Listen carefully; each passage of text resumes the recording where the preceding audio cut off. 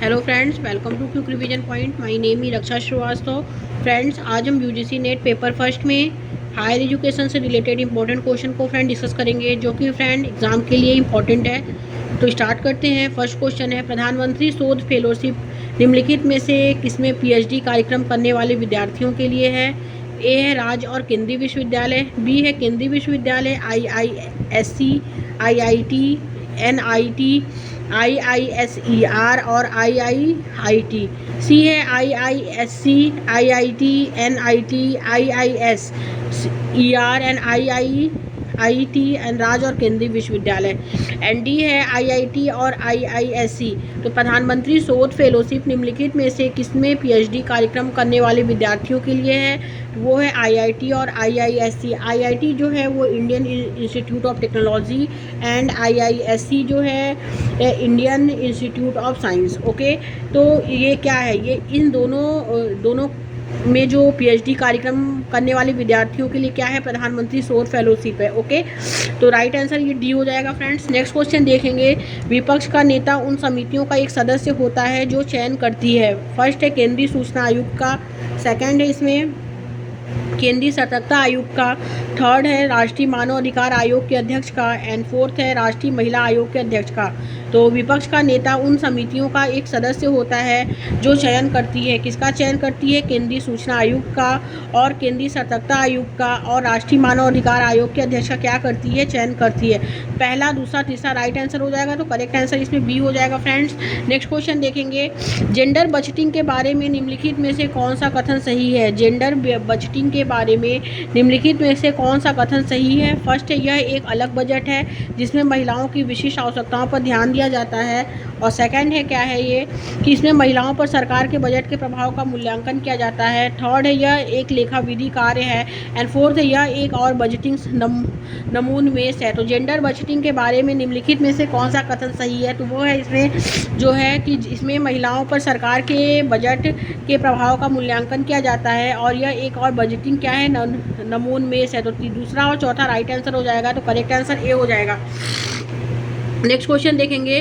भारत में नागरिक केंद्रित प्रशासन में निम्नलिखित में से कौन सी बाधाएं हैं? तो फर्स्ट है इसमें कि सरकारी नौकरशाहों की सख्त और अनन्य अभिवृद्धि, और सेकंड है कानूनों और नियमों का अप्रभावी कार्यान्वयन। तो पहला और दूसरा राइट आंसर हो जाएगा, तो करेक्ट आंसर इसमें डी हो जाएगा।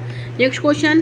कॉम्प्लेक्स ऑफ कॉलेज को कहते हैं? कॉम्प्लेक्स ऑफ कॉलेज को कहते हैं, ए है संघीय विश्वविद्यालय, बी है यूनिटरी विश्वविद्यालय, सी है केंद्रीय विश्वविद्यालय एंड डी है राज्य स्तरीय विश्वविद्यालय।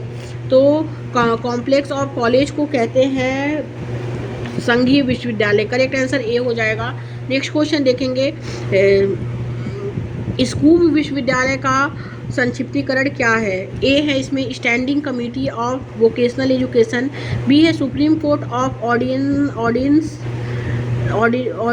ऑफ वोकेशनल एम्प्लॉयमेंट, सी है state committee of vocational education and fourth है state council of virtual education. तो स्कूल जो विश्वविद्यालय का संक्षिप्तीकरण जो है वो है इसमें standing committee of vocational education. Okay, correct answer A हो जाएगा। नेक्स्ट क्वेश्चन देखेंगे कि साक्षर भारत सम्मान निम्नलिखित में से किस क्षेत्र में अनूठे योगदान के लिए दिए जाते हैं? ए है साहित्य, बी है साक्षरता प्रोग्राम, सी है खेल एंड डी है शोध। तो राइट आंसर जो होगा इसमें कि साक्षरता भारत सम्मान निम्नलिखित में से किस क्षेत्र में अनूठे योगदान के लिए दिए जाते हैं? तो वो साक्षरता प्रोग्राम के लिए दिए जाते हैं। करेक्ट आंसर बी हो जाएगा। Next question. मानव अधिकारों की सार्वभौमिक घोषणा अपनाई गई थी। ए है 10 दिसंबर 1947, बी है 10 दिसंबर 1948, सी है 10 दिसंबर 1949 एंड डी है 10 दिसंबर 1950। राइट आंसर बी हो जाएगा। 10 दिसंबर 1948 को मानव अधिकारों की सार्वभौमिक घोषणा अपनाई गई थी। करेक्ट आंसर बी हो जाएगा। Next question. Global education monitoring report 2017-18 accountability in education meeting अवसर कमिटमेंट के प्रकाशक हैं। फर्स्ट है इसमें UNDP, सेकंड है यूनेस्को, थर्ड है UNAIDS एंड डी है UNO। तो करेक्ट आंसर जो इसमें होगा वो हो जाएगा बी, यूनेस्को। नेक्स्ट क्वेश्चन देखेंगे। दिव्यांग बच्चों के पुनर्वास में लगे अध्यापकों को अपना पंजीकरण अनिवार्य रूप से फिल इन द ब्लैंक्स कराना चाहिए। ए है NCTE, बी है RIE में, सी है NCERT में एंड डी है RCI में। तो राइट आंसर जो होगा इसके डी हो जाएगा, आरसीआई में कराना चाहिए। दिव्यांग बच्चों के पुनर्वास में लगे अध्यापकों को अपना पंजीकरण जो है अनिवार्य रूप से आरसीआई में कराना चाहिए। राइट आंसर डी हो जाएगा।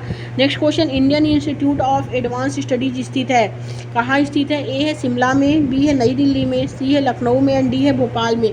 तो Indian institute of advance studies स्थित है तो वो शिमला में स्थित है। राइट आंसर ए हो जाएगा इसमें। आगे देखेंगे अगला क्वेश्चन क्या है कि जो है वो नैक के संशोधित ग्रेडिंग प्रारूप के अनुसार उच्चतम ग्रेड है। ए है ए, बी है ए प्लस, सी है ए प्लस प्लस एंड डी है इसमें बी प्लस प्लस। तो नैक के संशोधित ग्रेडिंग प्रारूप के अनुसार उच्चतम ग्रेड क्या है? तो उच्चतम ग्रेड जो है वो है इसमें ए प्लस प्लस, सी ऑप्शन इसमें करेक्ट हो जाएगा। ओके, नेक्स्ट क्वेश्चन देखेंगे, भारत में दूरस्थ शिक्षा की नियामक संस्था कौन सी है? इग्नू है, Indira Gandhi national open university, CBSE central board of secondary education और NICTE national curriculum teacher, national institute curriculum teacher education and UGC university grant commission. तो भारत में दूरस्थ शिक्षा की नियामक संस्था जो है वो है फ्रेंड इसमें वो university grant commission, D option इसमें करेक्ट हो जाएगा। ओके, नेक्स्ट क्वेश्चन देखेंगे, विश्वविद्यालय अनुदान आयोग के प्रथम अध्यक्ष कौन थे? ए है डॉक्टर मनमोहन सिंह, बी है प्रोफेसर DS कोठारी, सी है प्रोफेसर यशपाल एंड डी है प्रोफेसर एस भटनागर। तो विश्वविद्यालय अनुदान आयोग के जो प्रथम अध्यक्ष थे वो कौन थे? तो विश्वविद्यालय अनुदान आयोग के प्रथम अध्यक्ष जो थे वो प्रोफेसर एस भटनागर थे। राइट आंसर डी हो जाएगा। नेक्स्ट क्वेश्चन देखेंगे, निम्नलिखित में से डिम्ड विश्वविद्यालय के विषय में कौन सा कथन सही है? निम्नलिखित में से डिम्ड विश्वविद्यालय के विषय में कौन सा कथन सही है? तो फर्स्ट है, राज्य के राज्यपाल डिम्ड विश्वविद्यालयों के कुलपति होते हैं, ये गलत है। सेकंड है, वे अपना पाठ्यक्रम तथा पाठचर्या बना सकते हैं। थर्ड है, वे दाखिला तथा शुल्क के विषय में अपने दिशा निर्देश बना सकते हैं। एंड डी है, वे उपाधि प्रदान कर सकते हैं। तो दूसरा, तीसरा, चौथा राइट आंसर हो जाएगा, तो करेक्ट आंसर बी हो जाएगा। नेक्स्ट क्वेश्चन देखेंगे, उच्चतर शिक्षा के वैश्वीकरण के निम्नलिखित में से कौन कौन से अवगुण हैं? फर्स्ट है, विश्व पाठ्यक्रमों के साथ सम्मुखीकरण। सेकंड है, शिक्षा में अभिजात्य को बढ़ावा। थर्ड है, शिक्षा का वस्तुकरण एंड डी फोर्थ है, शिक्षा की लागत में बढ़ोतरी। तो उच्चतर शिक्षा के वैश्वीकरण के निम्नलिखित में से कौन कौन से अवगुण हैं?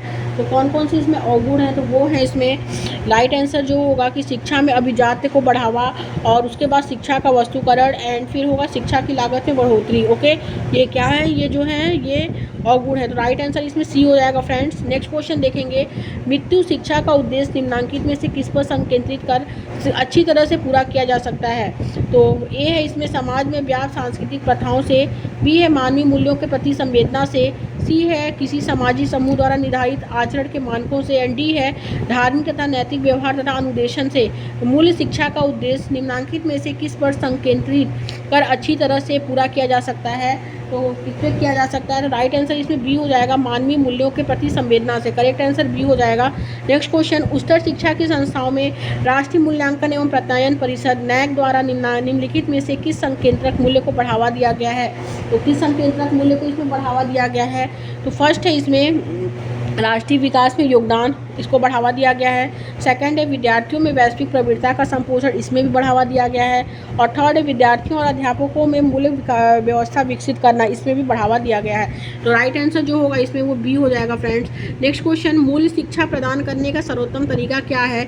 ए है शास्त्रीय ग्रंथों पर चर्चा, बी है मूल्यों पर व्याख्यान परिसंवादात्मक विवरण, सी है मूल्यों पर संगोष्ठियाँ परिसंवाद एंड डी है मूल्यों पर आदर्शात्मक प्रस्तुति विमर्शी सत्र।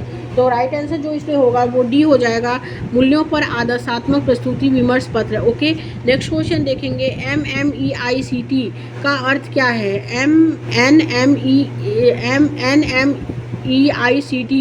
का अर्थ क्या है? ए है national mission on education through ICT, B है national mission on governance through ICT, C है national mission on commerce through ICT and D है national mission on learning through ICT। तो राइट आंसर जो होगा इसमें वो हो जाएगा कि जो कि NMEICT का अर्थ क्या है? तो इसका जो अर्थ है वो है national mission on education through ICT। A option correct हो जाएगा। नेक्स्ट क्वेश्चन देखेंगे, राष्ट्रीय उच्चतर शिक्षा अभियान के निम्नलिखित में से क्या उद्देश्य हैं? निम्नलिखित में से किसके क्या उद्देश्य हैं? फर्स्ट है सरकारी संस्थाओं की समग्र गुणवत्ता में सुधार करना। सेकंड है गुणवत्तापूर्ण संकायों की पर्याप्त उपलब्धता सुनिश्चित करना। और थर्ड है वर्तमान स्वायत्त महाविद्यालयों के उन्नयन के माध्यम से नई संस्थाएं क्या करना, सृजित करना। पहला, दूसरा, तीसरा क्या है? करेक्ट आंसर हो जाएगा, राइट आंसर बी हो जाएगा इसमें। नेक्स्ट क्वेश्चन देखेंगे कि शैक्षणिक संस्थाओं में प्रवेश में किन आधारों पर किए जाने वाले पक्षपात का संवैधानिक रूप से निषेध किया गया है?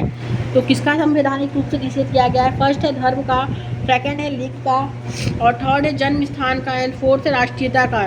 तो राइट आंसर जो होगा इसमें वो हो जाएगा बी, कि धर्म, लिंग और जन्म स्थान का क्या किया गया है? इसे संवैधानिक रूप से निषेध किया गया है। करेक्ट आंसर बी हो जाएगा। नेक्स्ट क्वेश्चन देखेंगे, विश्वविद्यालय अनुदान आयोग को निम्नलिखित में से किन उद्देश्यों के लिए गठित किया गया था? किन उद्देश्यों के लिए इसमें गठित किया गया था? तो ए है इसमें, फर्स्ट है अनुसंधान के उन्नयन और उच्चतर शिक्षा के विकास के लिए, और सेकंड है संभावनाशील अधिगम वाले संस्थानों की पहचान एवं उन्हें उसी रूप में बनाए रखने के लिए, एंड थर्ड है इसमें कि शिक्षकों का क्षमता निर्माण के लिए। ओके, तो जो विश्वविद्यालय अनुदान आयोग को निम्नलिखित में से उद्देश्यों के लिए गठित किया गया था, तो पहला, दूसरा, तीसरा के द्वारा गठित किया गया है इसमें। तो राइट आंसर इसमें ए हो जाएगा। नेक्स्ट क्वेश्चन देखेंगे, द साउथ एशिया यूनिवर्सिटी निम्नलिखित में से किस शहर में अवस्थित है? द साउथ एशिया यूनिवर्सिटी निम्नलिखित में से किस शहर में अवस्थित है? ए है कोलंबो, बी है ढाका, सी है नई दिल्ली, एंड डी है काठमांडू। तो राइट आंसर जो होगा कि द साउथ एशिया यूनिवर्सिटी निम्नलिखित में से किस शहर में है? तो वो नई दिल्ली में अवस्थित है। नेक्स्ट क्वेश्चन, वर्तमान 2015 में भारत की उच्च शिक्षण संस्थाओं में सकल नामांकन अनुपात GER ग्रॉस इनरोलमेंट रेशियो लगभग क्या है? तो वर्तमान 2015 में भारत की उच्च शिक्षण संस्थानों में सकल नामांकन अनुपात ग्रॉस इनरोलमेंट रेशियो जो है वो क्या है? तो वो जो है वो है 23%। ओके, करेक्ट आंसर डी हो जाएगा। नेक्स्ट क्वेश्चन देखेंगे, निम्नलिखित में से किन तरीकों से भारतीय नागरिकता प्राप्त की जा सकती है? निम्नलिखित में से किन तरीकों से भारतीय नागरिकता प्राप्त की जा सकती है? फर्स्ट है जन्म, सेकंड है जिस्टेन, थर्ड है देशीकरण, एंड फोर्थ है राज्य क्षेत्र के मिल जाने से। तो करेक्ट आंसर जो इसमें होगा वो डी हो जाएगा, कि जन्म और जनन डिस्टेंस, थर्ड है देशीकरण, एंड फोर्थ है राज्य क्षेत्र के मिल जाने से। राइट आंसर इसमें डी हो जाएगा। नेक्स्ट क्वेश्चन देखेंगे, नेक्स्ट क्वेश्चन है, निम्नलिखित में से कौन सी संस्थाएं विश्वविद्यालय अनुदान आयोग अधिनियम 1956 के अधीन डिग्री देने का प्रदान करने के लिए सक्षम है? तो क्या सक्षम है इसमें? तो इसमें जो सक्षम है वो है फर्स्ट है संसद के अधिनियम द्वारा स्थापित विश्वविद्यालय, सेकंड है विधानमंडल के अधिनियम द्वारा स्थापित विश्वविद्यालय, एंड थर्ड है भाषीय अल्पसंख्यकों द्वारा स्थापित विश्वविद्यालय संस्था। तो गलत है, फोर्थ है विश्वविद्यालय समझी जाने वाली संस्था। तो ये क्या है? ये इसका ही है। तो पहला, दूसरा, चौथा राइट है, तो राइट आंसर सी हो जाएगा। नेक्स्ट क्वेश्चन, विश्वविद्यालय अनुदान आयोग द्वारा वर्ष 2014 में विश्वविद्यालय अनुदान आयोग द्वारा वर्ष 2014 में अभी निर्धारित वाली संस्थाओं विश्वविद्यालयों को अधिकतम संख्या निम्नलिखित में से किस राज्य क्षेत्र में है? तो किसमें है इसमें? तो ए है बिहार, बी है उत्तर प्रदेश, सी है तमिलनाडु, एंड डी है दिल्ली। तो राइट आंसर बी हो जाएगा, उत्तर प्रदेश में है। Okay, next question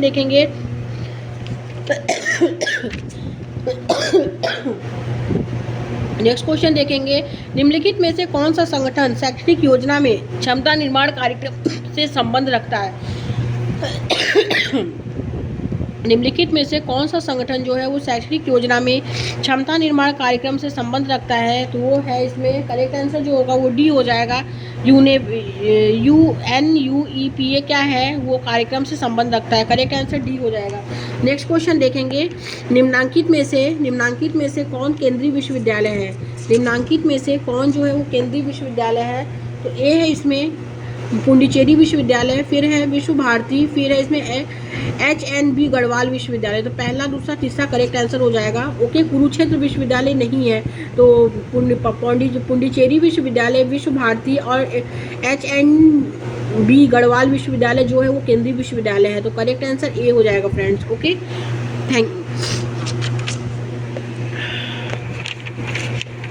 thank you friends.